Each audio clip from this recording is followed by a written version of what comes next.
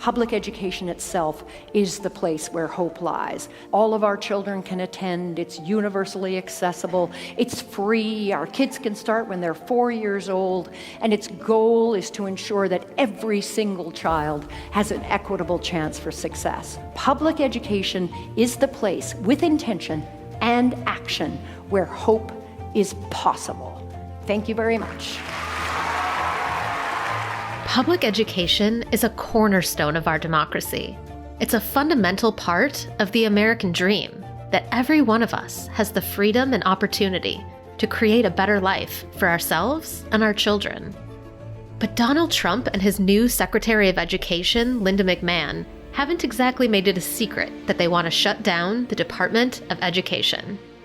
How soon do you want the Department of Education to be closed? Oh, I'd like it to be closed immediately. Look, the Department of Education's a big con job.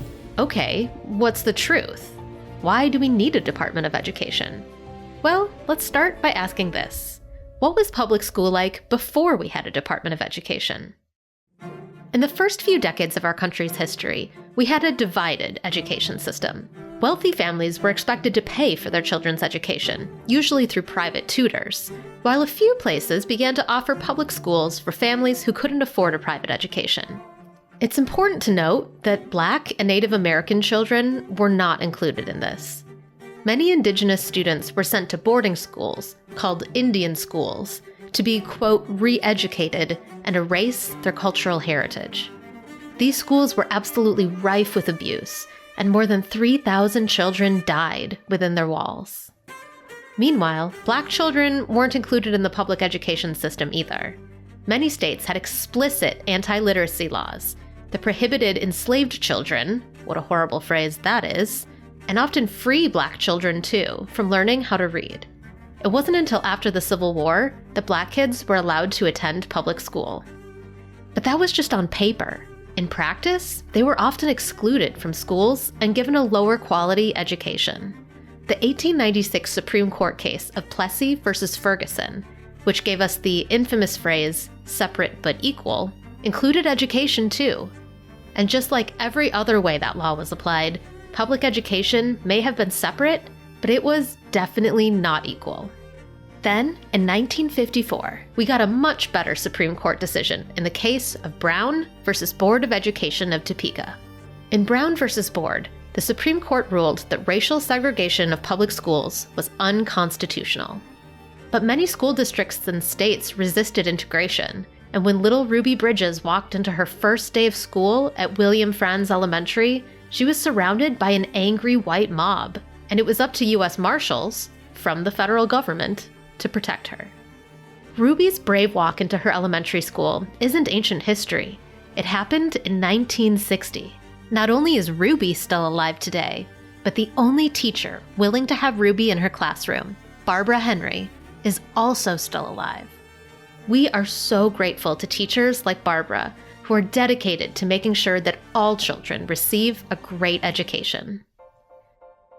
Throughout the 60s and 70s, a number of laws were passed to improve access to public education, from the Head Start program to support children in poverty, to Title IX, a law that prohibits gender discrimination in education. And in 1979, President Jimmy Carter created the Department of Education that we have today. No poor, rural, or Black person should ever have to bear the additional burden of being deprived of the opportunity of an education, a job, or simple justice. The purpose of the Department of Education is to make sure that all kids have access to a quality education. That's it. They don't create curriculum, they don't write lesson plans, they just make sure that all students get an education, regardless of race, gender, or disability. So let's take a look at some of the arguments against the Department of Education. First, that it's needlessly expensive or bloated with useless bureaucrats. Last year, the department's budget was $241 billion, which does sound like a lot of money. But that's only 2% of the federal budget. Isn't it worth 2% of our budget to educate our next generation? And prior to this month's layoffs, the department employed around 4,000 people, so only about 2,000 now. Compare that to the 700,000 civilian employees in the Department of Defense. Okay, so what are some of the other criticisms against the Department of Education? Extremist Republicans often cite diversity, equity, and inclusion programs as the downfall of public schools. But let's parse that for a moment. What exactly is it that they're against? Is it the diversity? Is it the equity? Is it the inclusion? I mean, who's for exclusion? Besides the people who were screaming at 6-year-old Ruby Bridges. But again, DEI curriculum isn't up to the Department of Education. It doesn't choose lesson plans for teachers or books for librarians. It just ensures that all students can get an equal education by providing funding and investigating claims of discrimination. The average public school receives about 13% of its funding from the Department of Ed, but that varies based on need, and some schools receive as much as 75% of their funding from the federal government. And it's important to mention that we're focusing on K-12 education in this episode, but the Department of Ed also provides grants and manages student loans for millions of college students. So often, attacks on public education are presented as being about choice, parental choice, school choice.